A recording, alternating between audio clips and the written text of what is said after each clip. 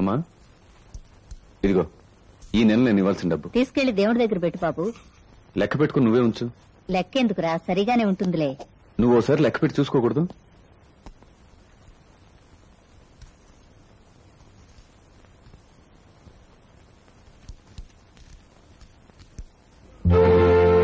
ఇదేమిట్రా 400 ఉన్నాయి?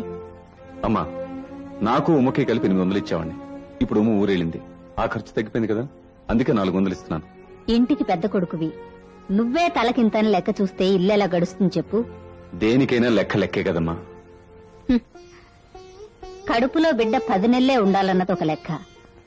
నువ్వు 10 నెలల 13 రోజులున్నావు. అలా అని నిన్ను మొయ్యడం మానేశానా, లెక్క పూర్తయిందని దించి కింద పడేశానా? గోదావరి, పెళ్ళైన ఇన్నేళ్లకి ఈ ఒక్కరోజనే ఓ తెలివైన మాట అన్నావు.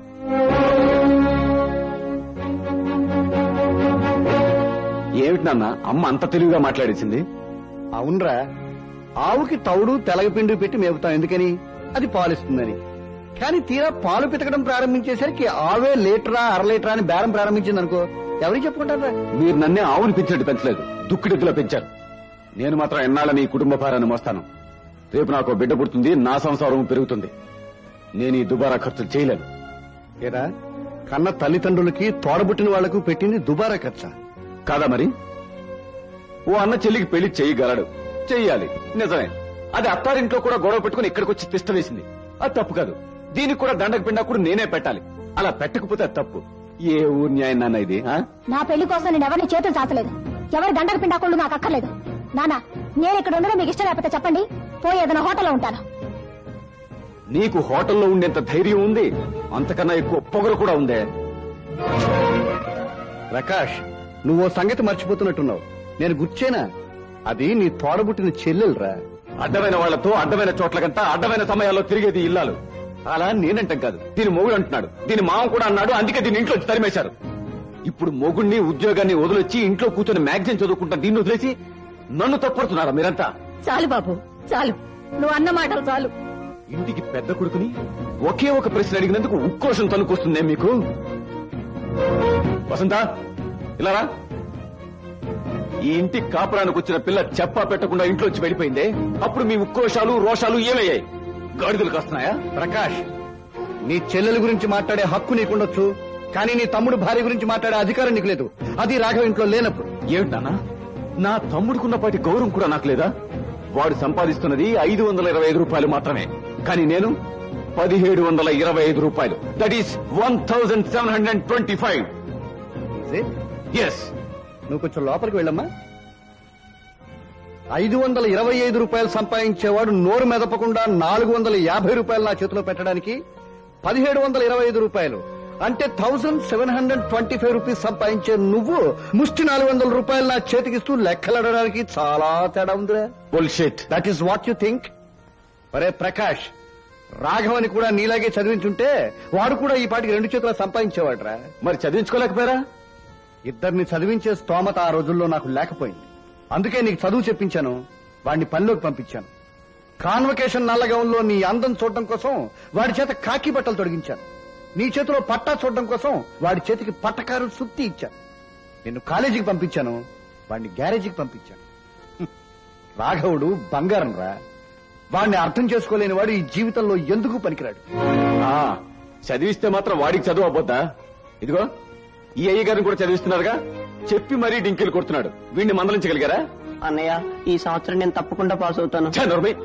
ప్రతిసారి సంవత్సరం పాస్ అయిపోతుంది కానీ నువ్వు పాస్ అవుతావు నమ్మకం నాకు లేదు. పెదబాబు గారు, ఇందాక నుంచి వింటున్నాను, నా నెరకడుతున్నాను బాబు. మీరు తప్పు పట్టడం అంతా మీ తమ్ముళ్ళు మీ సెల్లెలే కదా. ఇంటికి పెద్ద కొడుకు, తండ్రి తర్వాత తండ్రిని తోడంటారు. ఏటి బాబు, ఈ తప్పులన్నీ తాము సరిదిద్దకూడదేటి? అసలు మిమ్మల్ని అందరినీ కని పెంచడమే తప్పైపోనట్టు మీ నాయన కూడా నిక్కదెత్తన్నారు. మీకు సిగ్గేనేదా బాబు? చిలకమ్మ, నీ హద్దులో నువ్వు ఉండు. లేదు బాబు, చిలకమ్మ మాటంటే సర్దికుడు మూటంటే. కన్న తల్లిదండ్రులే లెక్కలడిగిన నా కొడుకెవడు ఈ భూమి మీద బాగుపడలేదండి. చిలకమ్మ, నా కొడుకు సంగతి బాబు నాన్న చెప్తున్నాను. అసలు కొడుకనేవాడు కన్నోళ్ళ రుణం తీర్చుకోవాలా, అప్పు సాధించకూడదండి. నువ్వు నోర్మై. నేను మాట్లాడుతున్నది ఈ ఇంటి పరిస్థితి గురించి. చూడు ప్రకాష్, నువ్వు 400 రూపాయలు తక్కువ ఇచ్చినంత మాత్రాన సరోజిని అత్తారింటికి బయలుదేరుతుందా? వసంత చేసిన తప్పు కడుక్కుపోతుందా? ఈ ఖాళీగాడు పరీక్ష పెడుతుందా? నానా ఆగరా, తక్కిన బిడ్డలు చేసిన తప్పులు పెద్ద కొడుకు వల్ల మిగిలిన అప్పులు అంతే కదరా. గోదావరి, వాడిచ్చిన 400 రూపాయలు వాడికే తిరిగి ఇచ్చేవే. వాడిని కన్న పాపానికి వాడికి కూడా ఫ్రీగా నేనే తిండి పెట్టగలను. తిన్న తిండికి బిల్లు కట్టకుండా జారుకునే రకాన్ని కాను నేను. కానీ అందరి బిల్లులు నాకే అంటగొడుతున్నారే, అదే తప్పంటున్నాను నేను. ఎవరితో మాట్లాడుతున్నావో తెలిసే మాట్లాడుతున్నావా మిస్టర్ ప్రకాష్? తెలుసు. ఇసుక తక్కెడ పేడ తక్కెడగా ఒకరికొకరు పొంతం లేకుండా విచ్చలవిడి బ్రతుకులు బ్రతుకుతున్న గుంపుని నిలదీసి అడగడం చేత కాని ఒక వెన్నెముక లేని వయసుడిగిపోయిన ముసలాయనతో మాట్లాడుతున్నాను. నాకు బాగా తెలుసు. నిన్ను పెంచి పెద్ద చేయడానికి వీధి వీధులు తిరిగి అలసి సొలసి అరిగిపోయి కరిగిపోయి నీ పేరు చివర బీకాం అనే 3 అక్షరాలు చేర్చడంతో నువ్వు పెరగడానికి కారణమైన ఒక ముసలి పిచ్చి కన్న తండ్రితో మాట్లాడుతున్నాన్ని నీకు తెలియడం లేదురా? తెలియడం లేదు. నువ్వు ఉద్యోగంలో చేరడానికి 5,000 రూపాయలు సెక్యూరిటీ డిపాజిట్ అడిగితే నా ప్రావిడెంట్ ఫండ్ గ్రాట్యుటీ పేపర్లను వడ్డీకి సెడ్జీ దగ్గర తాకట్టు పెట్టి 5,000 రూపాయలు తెచ్చి ఇచ్చిన steel plant AB trolley clerk ఈ అప్పల్లో సైతం మాట్లాడుతున్నాను తెలియడం లేదా? తెలియడం లేదు. నువ్వు కాలేజీకి వెళ్తూ యాక్సిడెంట్ లో కారు కింద పడి చావపోతే ఈ శరీరంలోంచి 3 బాటిల్స్ రక్తం ఇచ్చి నేను బతికించిన ఈ దౌర్భాగ్యుడు అప్పల్లో సైతం మాట్లాడుతున్నాన్ని నీకు తెలియడం లేదా? తెలియడం లేదు. తెలియడం లేదు. తెలియడం లేదు. అయితే ఇంట్లోంచి బయటికి పోరా కుక్క.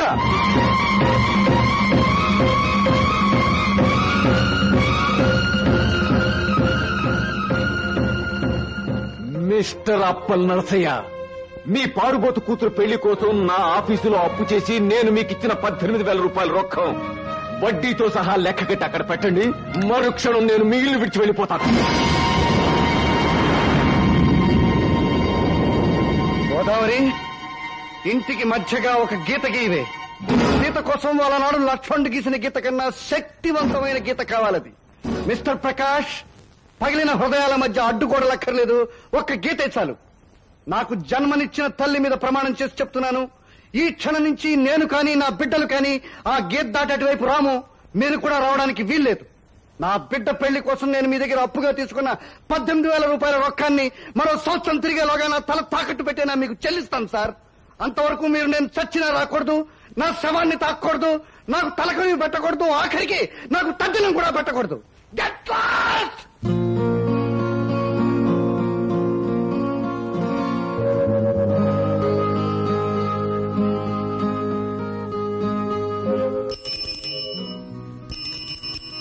వదినా, చిన్నయ్య డ్యూటీ నుంచి వచ్చాడు. తలుపు తీ. నువ్వు మేల్కొనే ఉన్నావుగా, వచ్చింది మీ అన్నయ్య కదా, నువ్వు వెళ్ళి తీసుకో.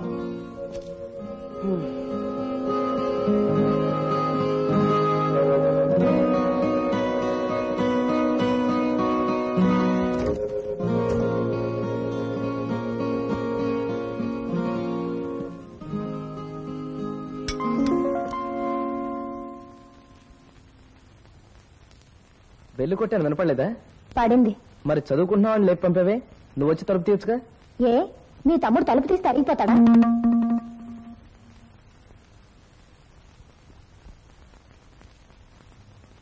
లుంగి ఉతకలేదా? లేదు. ఏ, మర్చిపోయాను. అవును, చదువుకుంటున్న వాడికి టీయో కాఫీ ఏమైనా ఇచ్చావా?